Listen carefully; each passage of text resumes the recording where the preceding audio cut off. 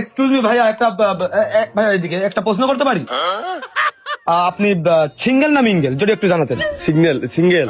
ও single আপনি, যাই হোক খুবই দুঃখজনক ব্যাপার, একটা হ্যান্ডসাম ছেলে, উনি এখনো সিঙ্গেল, বয়স আহামরি বেশিও না আবার কমও না। তো ভাইয়া প্রশ্নটা হচ্ছে যে আপনি জীবন সঙ্গী হিসেবে, মানে জীবন সঙ্গী বলতে একটা গার্লফ্রেন্ড আপনার দরকার অবশ্যই, যেহেতু একটা হ্যান্ডসাম।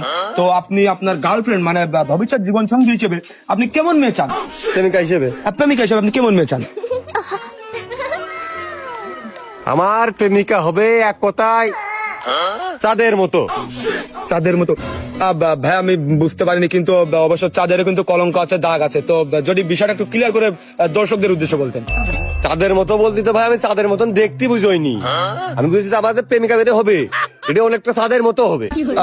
আসলে সরি ভাই, আপনার কথাটা আমি ক্লিয়ারলি বুঝতে পারলাম না, যদি একটু বুঝিয়ে বলতেন। মানে চাঁদের মতো হবে, চাঁদের মতো যদি না হয় চাঁদের মতো দেখতে কিভাবে হবে, যদি এটা একটু ক্লিয়ার করতেন।